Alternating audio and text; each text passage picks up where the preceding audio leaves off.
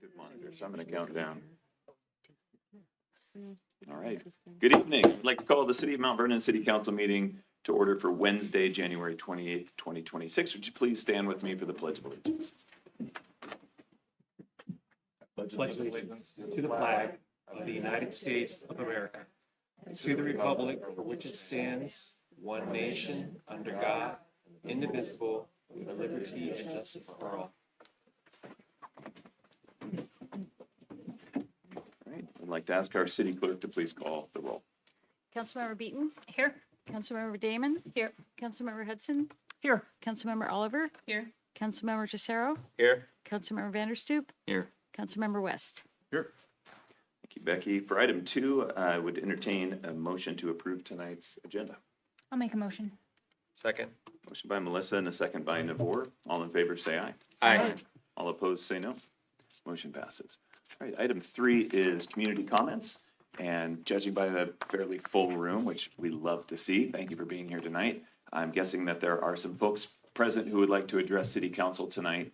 The way that we do this, we just invite you to come up to the podium, state your name and city of residence, and try to keep your comments to right around 3 minutes if you could. If there are groups of folks here with a common message, if you want to appoint a spokesperson, that's something you're free to do as well. But certainly want to hear from everyone who wants to speak. So go ahead and step on up to the podium, state your name and city of residence, if you would, please.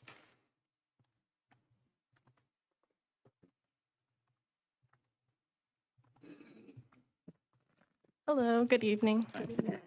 I'm Sam Irons. I live in Mount Vernon. I wanted to highlight allocation of opioid settlement funding due to conversation around possibly using it for a K-9 unit. I feel great responsibility to speak on this from my education in law and justice and psychology, and also professional experience in direct services with people in the community, including substance use disorder and mental health and behavioral health.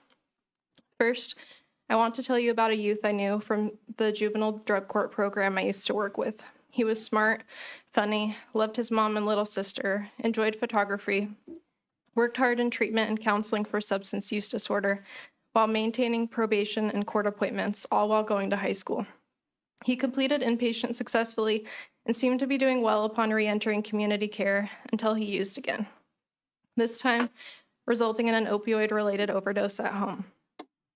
By the time paramedics were able to get there, he had already died, and they were unable to revive him. I tell you this because I want you to remind you that there are real people involved with this decision. People in the community that are our neighbors and loved ones. Based on what I have read in the distributor settlement agreement, there is a responsibility to use these funds for substance use disorder services, treatment, and other public health related purposes. There's a 15-page list in the settlement agreement for where money can and should appropriately be allocated to, and nowhere in it includes a K-9 unit. I don't have time to read through the whole list, but there are a lot of great ideas and options. Some examples listed include expanding access and training for naloxone to reverse opioid overdoses, providing education to school-based and youth-focused programs that prevent misuse, expansion of recovery and support services in the community, even including recovery housing, providing wraparound services to people with opioid use disorder, including for housing, transportation, job training, and childcare, expanding services and hiring of navigators, on-call teams, social workers, and other behavioral health workers in community or clinical settings. I don't know if naloxone access at home would have saved him, or maybe increased resources in the community, or more preventative care in the first place, but I'm not sure how a K-9 unit would have been able to help. As someone who has worked with people battling through substance use disorders, co-occurring with mental health and behavioral health, I would strongly encourage to instead focus this money on something other than a K-9 unit. There's amazing opportunity to utilize this for immediate and lasting impact for folks in the community. Thank you for listening. Thank you, Sam.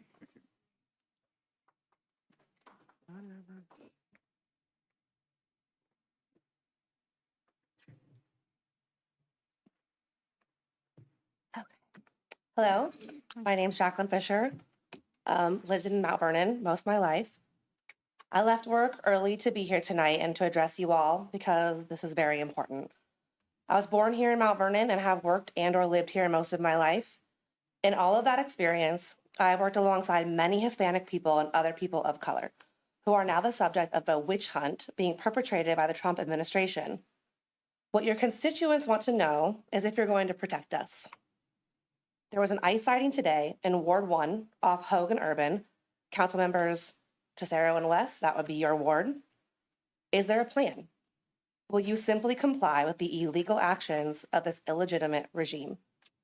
ICE is acting without warrants and frankly without regard to human life.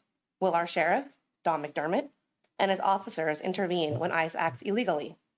Will the chief of police, Dan Chrisman, what does our mayor have to say? Will you stand up to protect us, or will people die at the hands of ICE like in Minnesota in situations where lethal force was absolutely not necessary?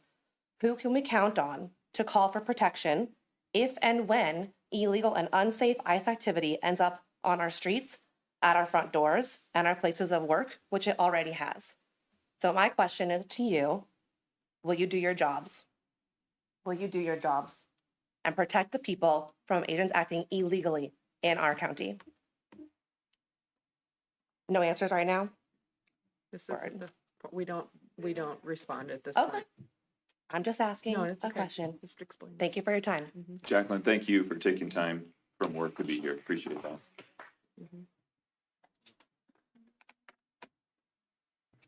Hi, my name is Nikki LeVay. I live in Mount Vernon.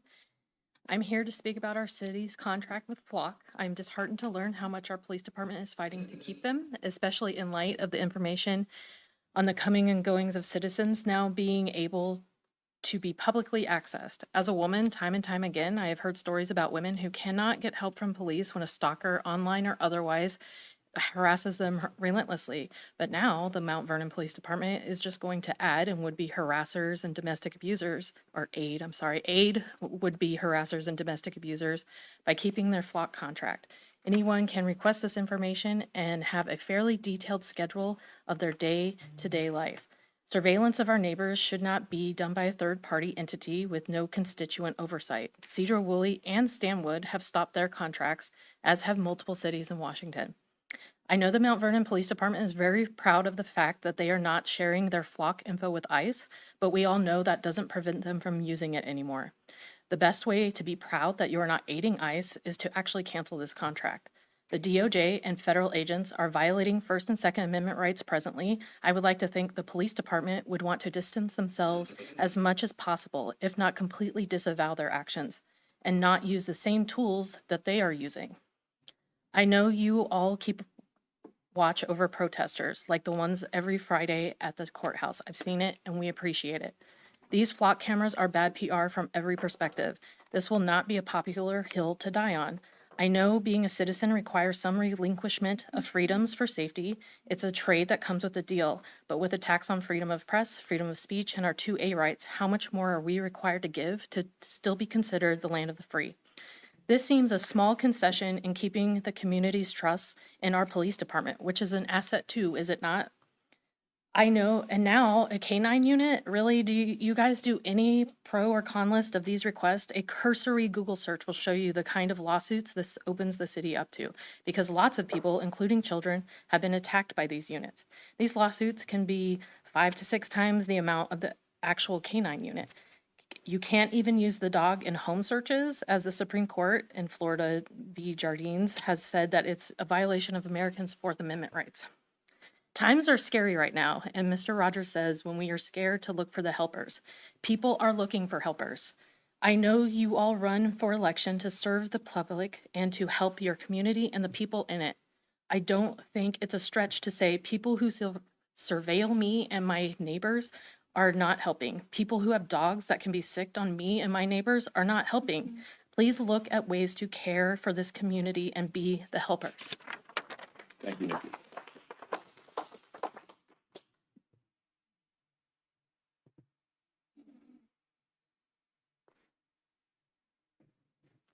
Hello, everyone.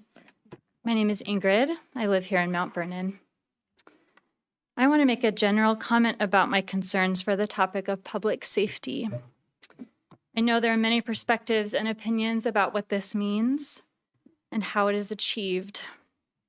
I'm sharing my perspective both as a member of this community and also as a social worker, which means I'm trained to think about how to support individuals, but also think on a systems level. I want to urge the mayor and city council and police teams to ask themselves with every possible decision or development, who is this protecting? Is this promoting collective safety or personal safety? Is it just protecting homeowners or also folks that are struggling to pay rent or maintain a house? Is it just protecting white community members or also folks of color? Is it protecting the disabled, the elderly, our children? We live in a culture that is very oriented towards personal safety, but there are examples all around the world in which more collective-facing communities thrive. I think the killing of US citizens by ICE agents are perfect examples of what gets masked as safety and branded as public safety and ultimately leads to violence and harm. Who are we protecting and from who? There are serious implications for programs that introduce weapons and surveillance into our communities, even if they are well-intentioned. There are always consequences from these measures of public safety that end up adding a layer of complexity and danger that are often unforeseen. When we talk about things like police dogs, is that dog trained to bite and attack people? Is it protecting the people in the community who have a trauma history? I used to work at a hospital that implemented a canine program while I worked there.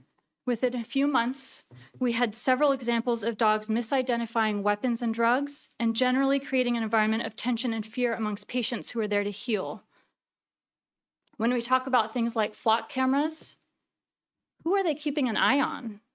What percentage of the population is participating in criminal activity? And meanwhile, the majority of us are going about our daily lives and also being recorded without our consent. Does a surveillance state in this community protect people? Or does that make them more suspicious, more wary, more on edge? What about the victims of domestic violence who are now potentially able to be tracked by their abusers? I know these conversations require nuance and time and thought and relationship building, and I worry that we are in a current cultural climate that is acting out of reactivity and fear and distrust and knee-jerk reactions. I encourage the City Council to slow down and think about a more preventative-based approach to community safety, investing in housing, education, food security, recovery programs, youth programs like Boys and Girls Club, green spaces, easily accessible transportation. These are just some broad categories and examples that can be funded to create a community that is healthy and supported and integrated.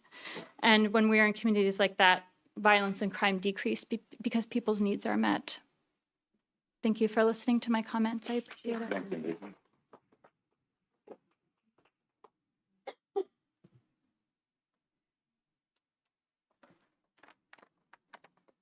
Hi, my name's Andrea. I live here in Mount Vernon. Just want to echo everything that's already been said. Please, again, I'm asking you to cancel the contract with Flock. You heard my comments 2 weeks ago on that. I'm here tonight to ask you to vote no on Resolution 1090, which proposes using opioid settlement funds to purchase a new K9 attack dog and K9 vehicle.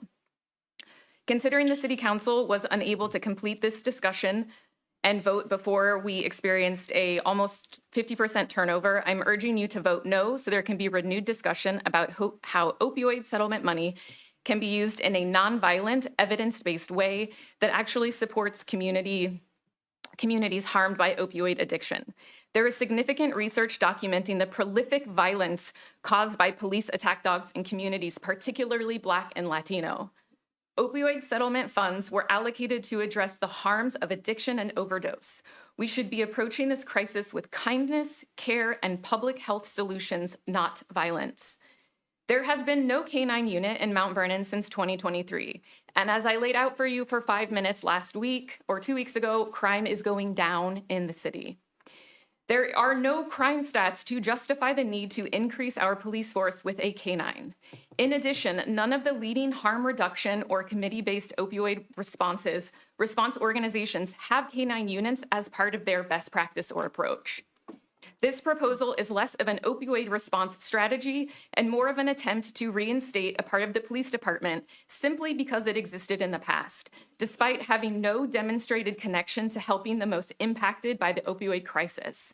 Mount Vernon's own history with police dogs does not support the claim that they increase community safety. Excuse me. Police canine encounters are responsible for approximately 3,600 emergency room visits a year, according to an investigative report by the Marshall Project. Medical studies describe these bites often resembling shark attacks rather than typical domestic bites. Shark attacks. I looked at the videos, I watched the videos, and I saw the footage. It's horrific.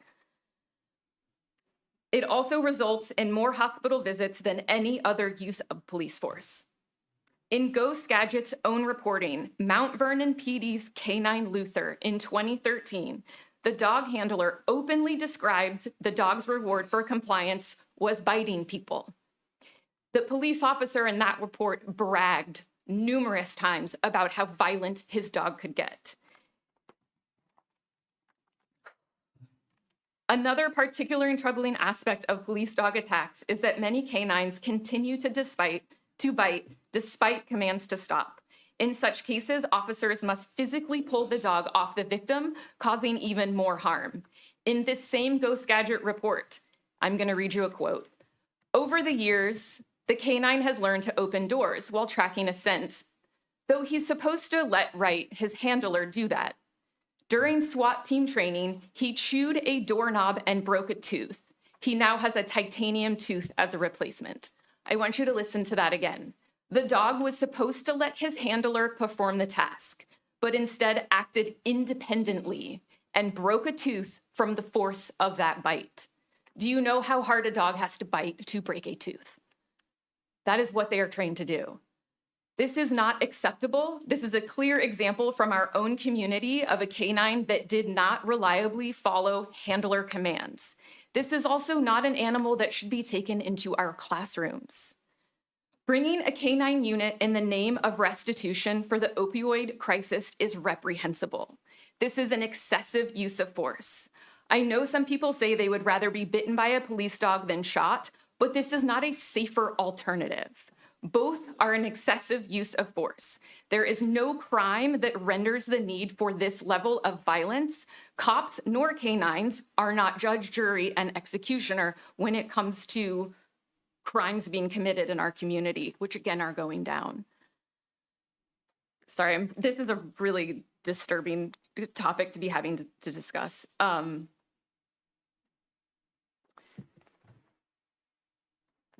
When it comes to police dogs, this is one instance where there is a demonstrated history that its use of canines and attitudes about their use lines up with broader concerns that have been validated across the country. For all of these reasons, I urge you to vote no on Resolution 1090.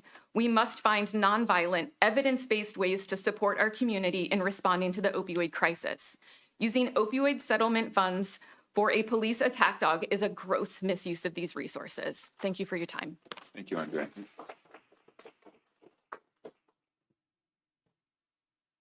Anyone else that would like to address City Council? Come on up. Gavin, live up in Alger. I want to follow up on the comment I made 2 weeks ago, asking you all to cancel the flock contract, take down the cameras. I want to reiterate, I think you should do this. These cameras are a concrete step towards a surveillance state. They erode our privacy. They're unaccountable to the public, and they're just not secure. Any idiot with $20 worth of kit can break into them. Talking about Proposal 1090, everyone here has argued for better, the uses of community funds for harm reduction and everything much better than I can. I want to talk about the proposal itself. So I read the Proposal 1090 in the packet sent out yesterday in advance of this meeting. I was disappointed in the lack of transparency in the proposal. There's a memo that gets put out that is supposed to be, a bit of an executive summary, a bit of persuasion on the proposal, but it was missing any kind of preliminary cost breakdown or evidence-based argument that I would expect to find there. The introduction section basically just states that we had a canine program. We've had one since 1979, and ended in 2023, so we should get to have one again. The statistics regarding the efficacy of the program in our city weren't presented. They weren't presented in the body of the proposal either. The list of duties for the K-9 included drug interdiction, tracking lost, missing, and concerningly fleeing individuals, combating illicit drug distribution, and again, concerningly use, and being something like a brand ambassador for the department. They didn't cite any, like, what the expected positive outcomes of having a dog do this as opposed to an officer were. Per the memo, the money was awarded for harm reduction and community events. It didn't explain how the dog was going to do harm reduction. The project cost for the K-9 appeared to be a handmade table, just screenshotted from an Excel spreadsheet based on best guesses or costs from previous projects.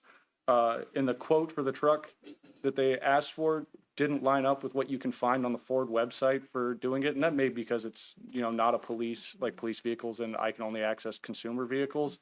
But $82,000 for a Ford XL is their base model $40,000 truck. The radio equipment they add in it doesn't cost an extra $40,000. The package that they put in there was just a list of kind of accessories for like, these are what we're going to get. And they didn't quite line up with what Ford offers or the prices. There was no itemized breakdown. It just kind of appeared a little sloppy to me.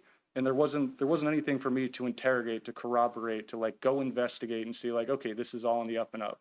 A quote from Ford takes 5 minutes to go get, and they're there to sell you a truck. They want to give you a quote.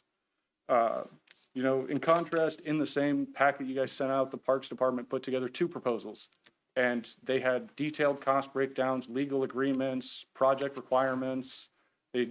In one case, they gave for the fireworks vendor, they gave the certificate of insurance and a plan for what the fireworks were actually going to look like, and that was only for 20 grand. On the body of the proposal, on page 1, the 6th item says the city council must find the K-9 program to be, quote, an evidence-supported investment, and they didn't show any evidence in the proposal that it would be that, right? So I don't know how you can justify approving a proposal 1090 based off of that. I'll just end with some questions off the top of my head I would have liked to have seen answered in that proposal. Did the PD police department consult with local addiction services or the health department about how to best use this money? Was this proposal the result of that discussion? What led to selecting an F-150 as your vehicle as opposed to the Ford Expedition like they used to use? What kind of dog and what's it going to be trained to do? It says drug detection, tracking, search and rescue, suspect apprehension. Is it going to bite? Like, a dog can only learn to do so many things. What's the dog expected to do if someone runs away? What's it expected to do if an officer sees someone using drugs? How is the dog supposed to assist in an OD investigation? What's the annual maintenance cost for the vehicle? Where did the program cost estimates come from? Why are the veterinary costs in the estimate limited to $1,000 when directly below the table they say the potential cost can be tens of thousands of dollars? There's just missing information that I would have liked to see as a member of the public. Thanks. Thank you, Gavin.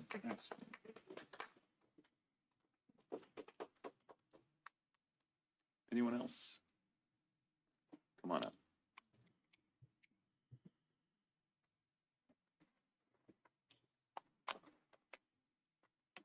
Hi, good evening. My name is Kelly Lowenstein. I'm a resident of Mount Vernon, live near Hillcrest. I want to thank council members for hearing our voices this evening, and I really want to thank everyone. It's so wonderful to just hear so many folks speaking out about this issue that's also really important to me as an educator, as a parent, and as a member of this community. I already emailed you all, so I'm not going to reread my whole email, but I just want to highlight the main point just so that it's on the record here tonight, which is really kind of coming back to the first point made by Sam Irons, starting with the basic principle of the funds in question. These are opioid settlement monies allocated to the city. Their intended purpose is to repair the lasting harms of corporations who profited off the intentional facilitation of addiction to opioids and related substances. So these funds should be used for services that would support and heal those navigating addiction and prevent addiction for others in our community. Using these funds on animals used to attack and incarcerate our neighbors is antithetical to the intended purpose of the settlement. I believe that there are so many other ways that we could spend this money, even recognizing that it's a one-time settlement and we want to be smart about making choices that are not incurring future costs that we don't actually have budgeted for. I think expanding beds is, a renovation to an existing facility of emergency housing or something like that would be a very sensible and powerful investment. NACSA loan access and training for our community members would be a really powerful one-time investment that we could use this money for to really respond to the need that is being addressed by this settlement money. And then I also want to just come back to the last point that was made about process. And I would be really excited to explore and learn more about opportunities to kind of start from first principles of what are the challenges that we're facing, and are we starting from what are the benefits going to be to the community rather than the proposals that are submitted for services that used to exist or programs that used to exist. So just thinking about process and engaging community voices. Thank you. Thanks, Kelly.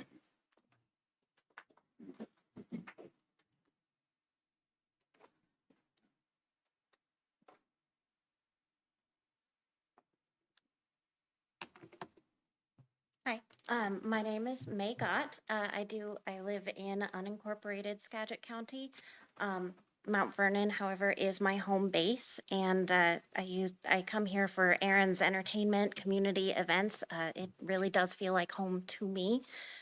And I would like to extend my thanks to you for all of your hard work this winter, and especially around the exceptional handling of the flooding that threatened so many of us this December. But I would also like to revisit and restate community concerns about Mount Vernon's contract with Flock Security. New information about Flock's mishandling of private data is coming out every day, and it's concerning that our city is continuing to rent equipment and software from Flock Security at such a high cost when their systems and cameras are proven to be unsecure. Washington State has taken notice of this national issue, and a bill which addresses this security risk is currently in committee. SB 6002 has some protections for our Fourth Amendment rights, which are not currently being upheld, and I hope that it progresses. However, this bill is not robust, and we cannot rely on it to pass. Council members, Mayor Donovan, I am asking you to step up to protect the civil liberties of those who live, work, play, attend religious services, or do any number of perfectly legal things within city limits. I ask two things: that you take immediate action to suspend all use of Flock cameras, and that you terminate Mount Vernon's contract with Flock Security. Thank you. Thank you, May.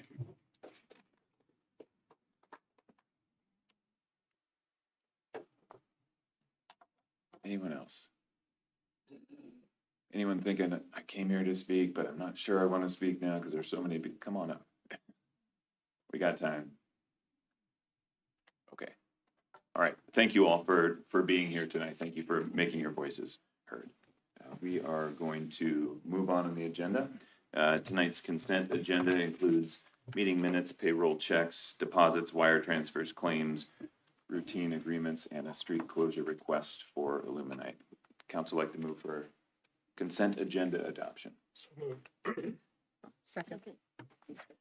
Motion by Navor and a second by Mary. Either one of us. Either one of you. All in favor, say aye. Aye. All opposed, say no. Motion passes. All right. We'll move on to reports.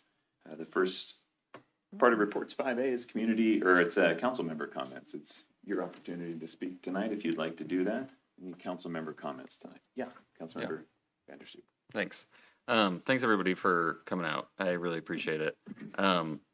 It's pretty clear that I think that we need a better two-way communication. I don't think that the one way up here and then the one way out there is working very well. I'm not sure the best way to set that up. Some of you have my phone number. I know some of you. If you could please coordinate amongst yourselves or just hang out after the city council meeting's done, I would really like to set up a time where we could have a better two-way communication. And if that goes well, I'd really like to bring in the police chief and our other wonderful police officers to have some two-way communication so we can hear each other a little bit better. But once again, thank you so much for coming. I really appreciate your comments. And I hope that this was a good experience for all of you. That's it. Thanks. Thanks, Councilmember. Yeah, Councilmember West. Thank you, Mr. Mayor. I'd like to highlight Senate Bill 5923. This is regarding critical access hospitals, mainly Anacortes. And although that's Skagit County, it's not Mount Vernon. But maintaining a stable hospital network across our county is beneficial. It'll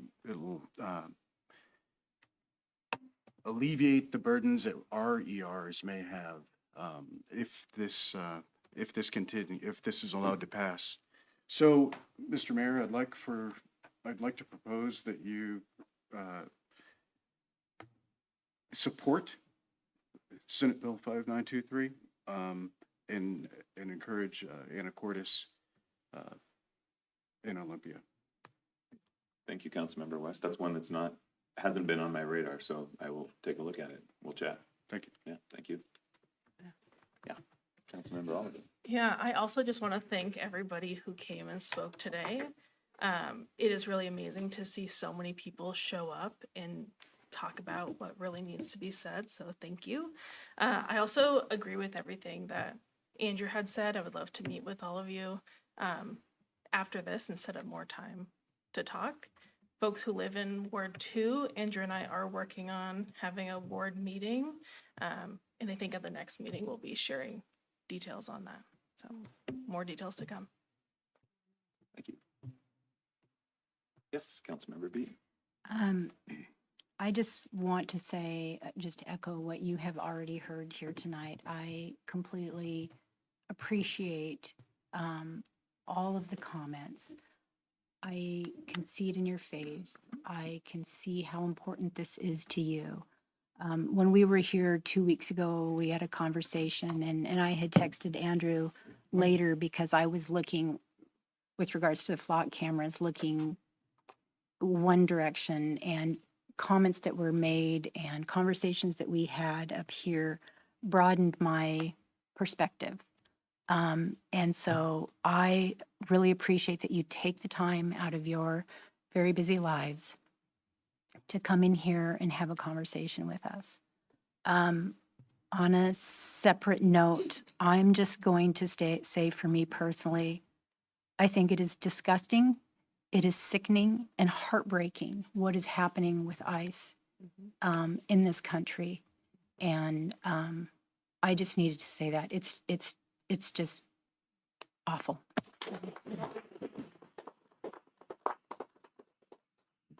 I'm done. Thank you, Councilman. Councilmember Hudson. Thank you. Thank you for coming. Appreciate it a lot. When you have an idea of what you think, to hear other ideas is very helpful. And like Melissa said, it broadens your perspective. So I appreciate the input from you, and look forward to more conversations about it. I have to agree to say what Melissa said.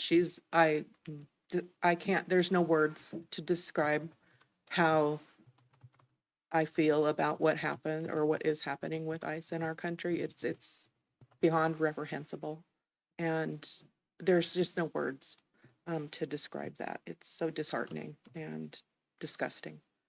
And I'm going to shift gears right now. In speaking of ward meetings, we have Melissa and I and our at-large member Demi have scheduled our Ward 3 meeting, and it's February 12th. Is that correct? So looking at my calendar, February 12th from 5:30 to 6:30 at Fire Station 3. Even though it's Ward 3, we welcome the community. It's not just for Ward 3 people. So we want to hear from you. We want to talk things through. We just want some input and hear what's on your mind. So please write that in your calendar if you're interested. It will be promoted on our social media and everything. I just wanted to kind of give you a heads up. But thank you again for being here.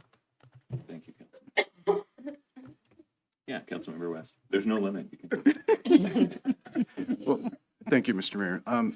I did want to say, so I do appreciate the comments that folks have said, at the beginning today. And I do want to, at least because Ward 1 was specifically spoken to, I would say that I fully support the state sanctuary state designation. So I would support that fully at the state level and at the city level. Absolutely.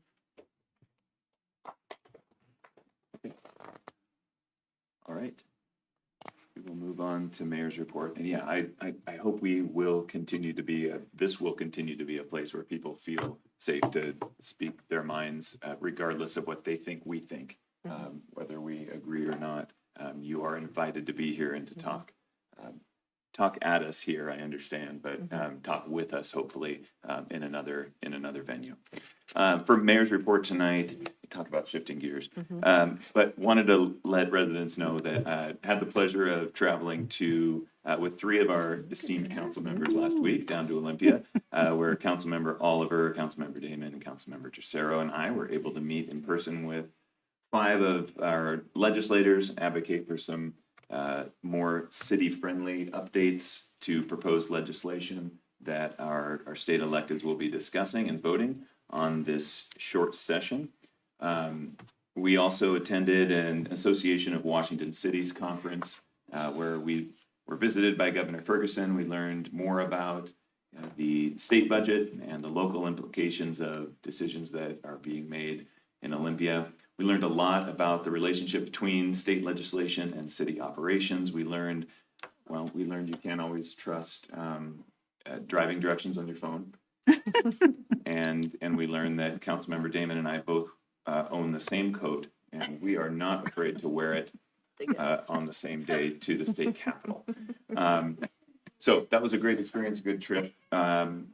Next, I wanted to invite, again, everyone to one of the best winter events ever. This is the 12th annual Illuminate Walk. It's this Friday, January 30th. It's downtown at the Skagit Riverwalk Plaza and Park. This event, of course, is free to the community, and it is a celebration of art and light and health and community. And we could use a little bit more of all of those things right now.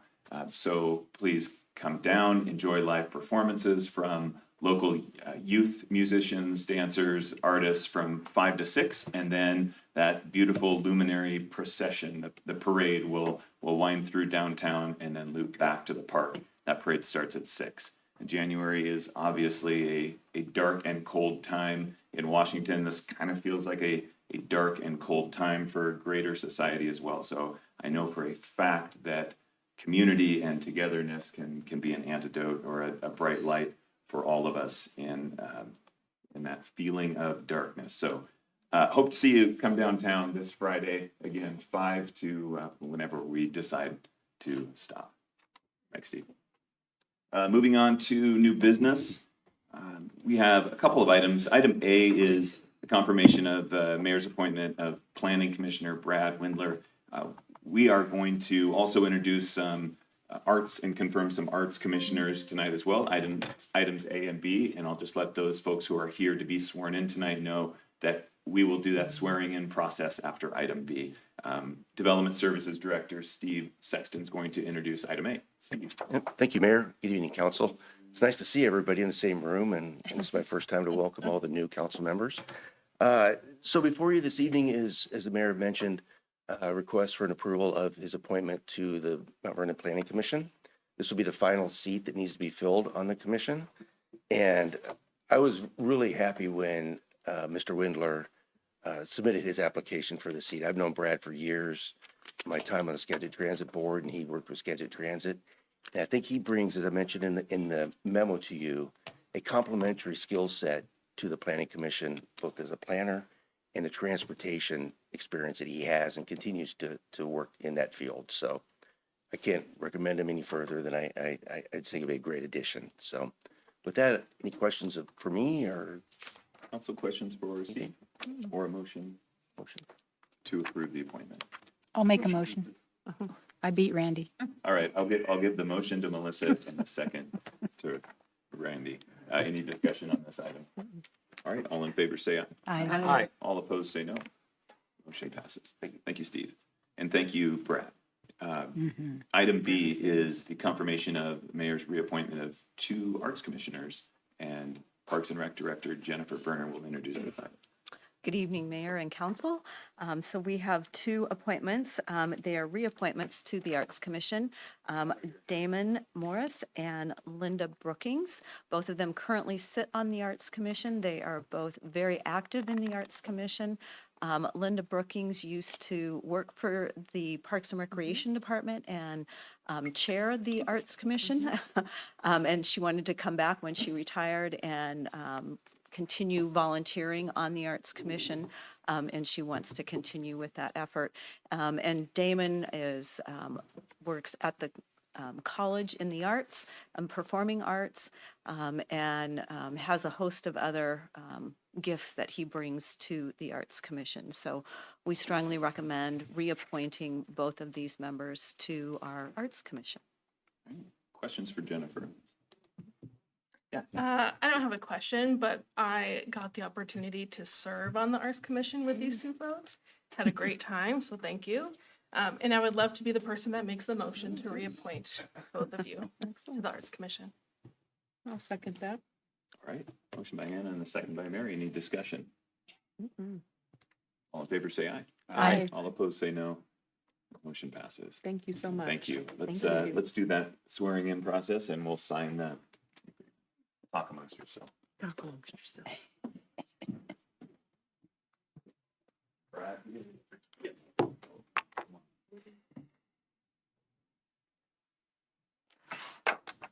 Let's do this for the camera over here. Okay. So that you have it. And we will. Oh, yeah. We'll swear Brad in first. So raise your right hand. Repeat after me.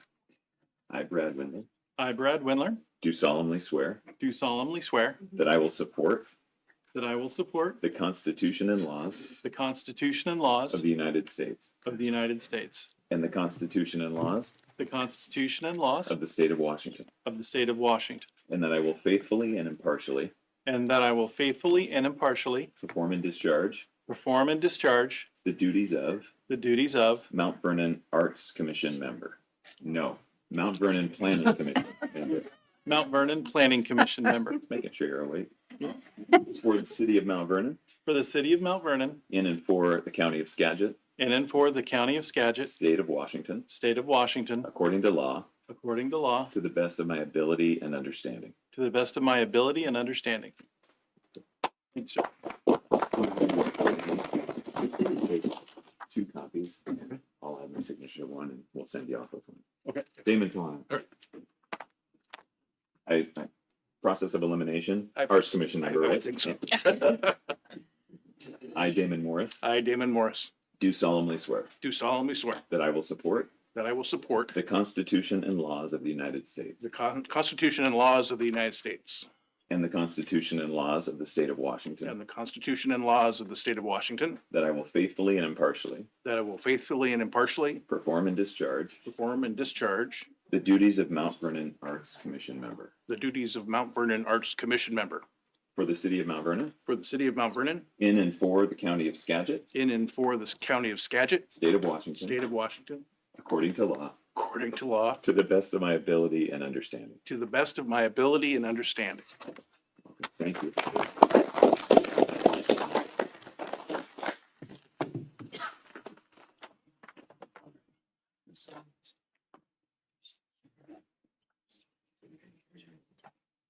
Brad, I think I need to sign one of yours. There we go.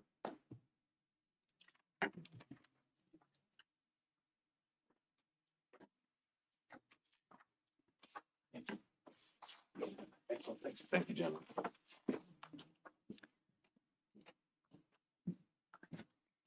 Yes. All right, Councilmember Hudson has a question.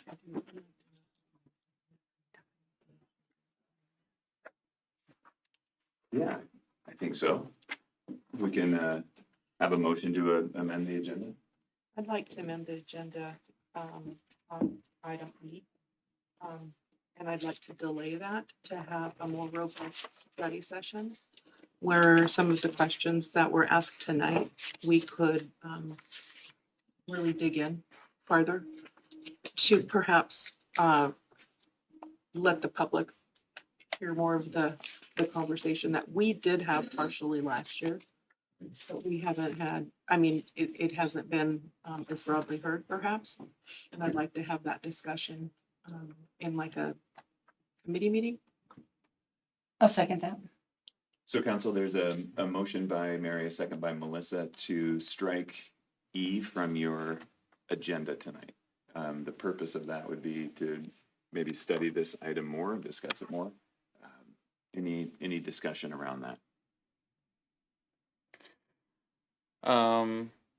Yeah, absolutely. But I don't necessarily want to go out of order. I do have questions for the police chief around timing and some of that stuff to make sure that we're not messing up any of that jazz. But if we were to schedule it for another time coming up quickly, I'm down with that. I'm fine with that.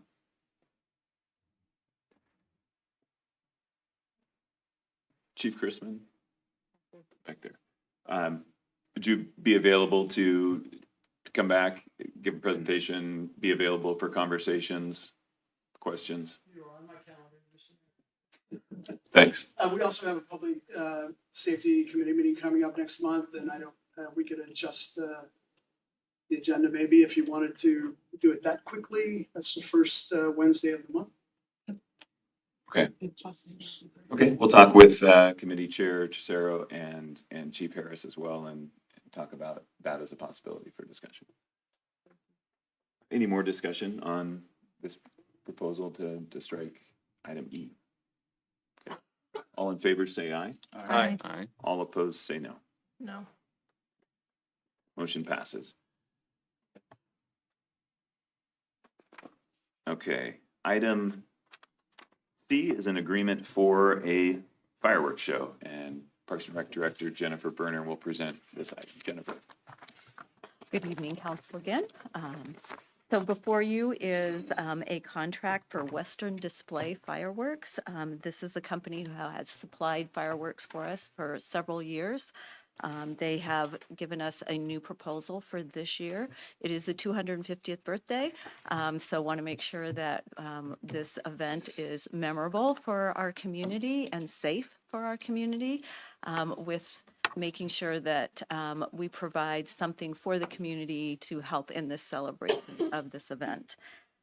Due to the painting of the Division Street Bridge and limiting the accessibility to the west side, we are proposing that the event focus will be on the east side over by the Riverwalk, and we are planning to bring in a band to play probably about an hour, hour and a half before the fireworks go off, and the fireworks go off usually around 10 o'clock. And so knowing that we will have folks over on the Edgewater Park site, we'll have some of our park staff over there. We will not be emphasizing that location as the primary location. And so we will be setting up a meeting with our police department to go over how we will change up this year and have more of our focus be over along the Riverwalk. The Riverwalk usually is pretty crowded, but we'll expand that focus a little bit for this year. And so we just need to move forward with putting this contract in place so we can move forward with the fireworks for the 4th of July event this year. Here for any questions that you might have. All right, questions or comments for Jennifer? Yes, I Councilmember. think I'll be the first one. Jennifer, I'm just curious. We all know how I feel about fireworks. I love to have a display, but I don't feel that, I'm glad they're not legal within the city anymore. That said, we set them off over the river, and environmentally, I just have a hard time with that. Have we ever considered somewhere else in the city, or setting them off over the river is the safest place over the, it's just all dumping in the river.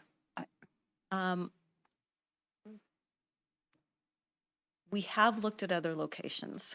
We do not have a safe other location. The other place that we were looking at was at Bakerview Park. we just don't have the clearance zones. And that's where we run into the problem, is the clearance zones that we have to have for the fireworks. The only place that has that adequate clearance zone is at Edgewater Park. That is a public park facility that we have at our disposal. I know that in Burlington, they shoot the fireworks off over, when they did fireworks, it was over by the river as well.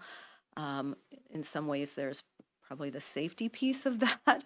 But I understand what you're saying environmentally. I don't have any information on that. I can do some homework on that if you would like.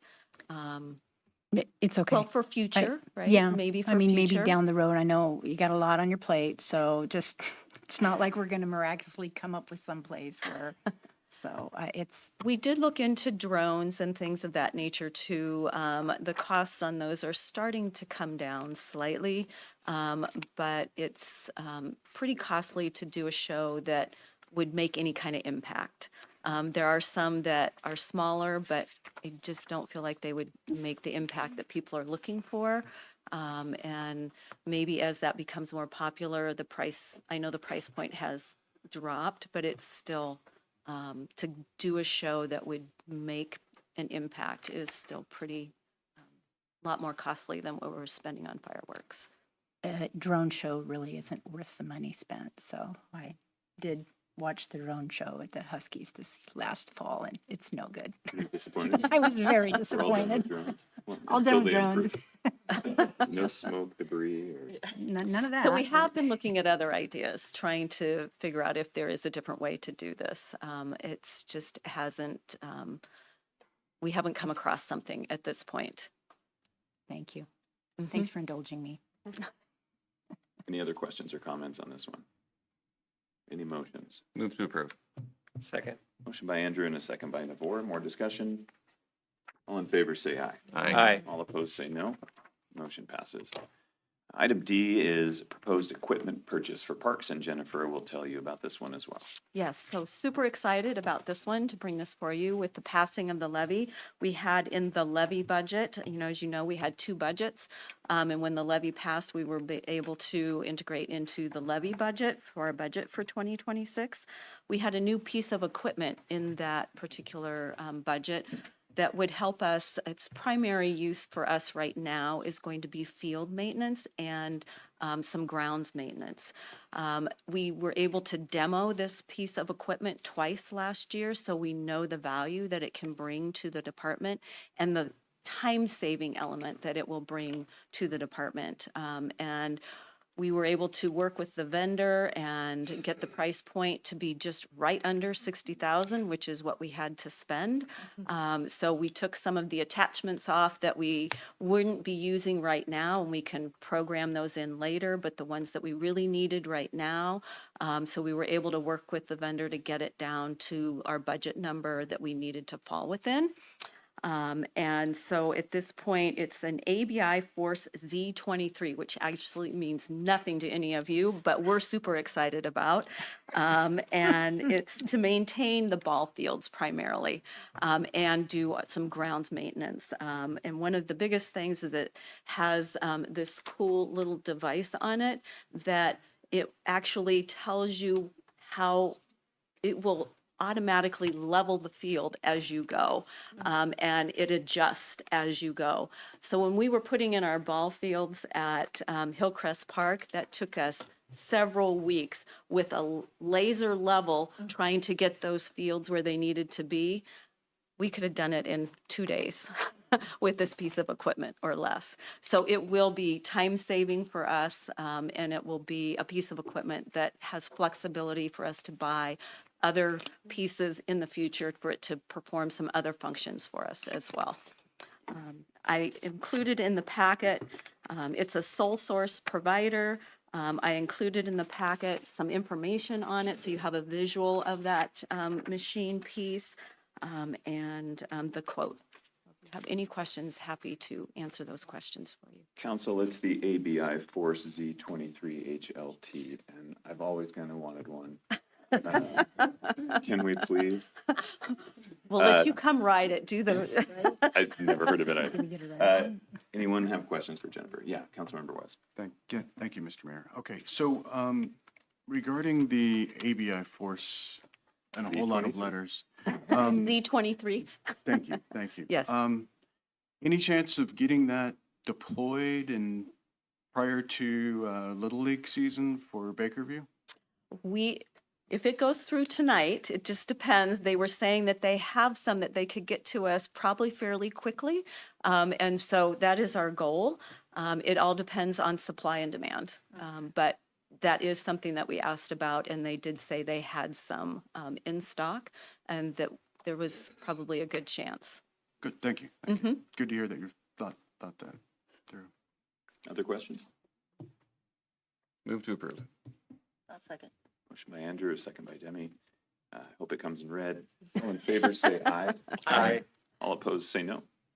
Motion passes. Thank you. Thanks, Jennifer. Thank you very much. Now walking up, batting fifth from the on-deck circle, Kevin Rogerson, our city attorney, to introduce an ordinance amending the city's purchasing policies. Thank you, Mr. Mayor, members of the city council. Before you is ordinance identified by the city clerk as 3935. This amends several chapters of your municipal code pertaining to purchasing, contracting for goods and services, property, both real and personal, and donations for the city. We've had 2 public committees on this issue. In addition, what I've tried to do here is provide you a memo that provides both the category of contract and what would be delegated to the executive. So if you wish to make changes, we can track that in the ordinance. You have the plenary authority to delegate contracts. There's no state law limitation to that particular issue. This is a purely policy local decision. Cities do delegate a certain amount of authority so we can conduct our operations in a prudent, efficient, and cost-effective manner. This is staff's recommendation. We've been over this, I think, the PowerPoint presentation that provided a grid from your public works directors in the packet. I did add the memo. Happy to ask or answer any questions you may have. This is in legislative tract form, so any new language is underlined. Any language that you're removing from current law is strike through. One addition I didn't make that you don't have in the previous is I did add that upon request of the city council, the mayor shall provide a report of all contracts that do not require council approval. I believe that was a discussion. Other than that, I fix some scrivener errors. Every time I read these things, I find a typo. I'm sure there's more. We'll fix those. Thank you, Kevin. Questions for Kevin? Council, this is ordinance 3935. Clarification, you said what you just stated is not in this? No, it is. So if you look at Municipal Code 2.96020, the last sentence has been added. Okay. Upon request of the city council, mayor shall provide a report of all contracts not requiring council approval that have been entered or terminated through this chapter. Thank you. Yes, Councilmember West. Thank you, Mr. Mayor. So just clarification, is this the $350,000 spending limit increase? This includes that. So if you look at my memo, as a general statement, $350,000 is your benchmark for most of the categories of contracts. There are different limits for different purchases set forth. You want to purchase property. If it's an approved project, it goes up to $150,000. It was far below that. And if it's not more than 10% fair market value. So it's not categorically across the board, the $350,000, but it is for many of the contracts that the city would typically enter into: public works, purchase of goods, buying software. A lot of them is a $350,000 proposal. The big ones that are in the budget and have been previously approved in the budget. So, yeah, Councilmember. And I guess just for the audience that's listening or watching this in the public, all of this is still subject to the budgetary constraints that city council. Yeah, there is a legal requirement that you have to adopt a balanced budget, and if you enter into a contract, it needs to conform to your budget. Or a budget amendment would be forthcoming.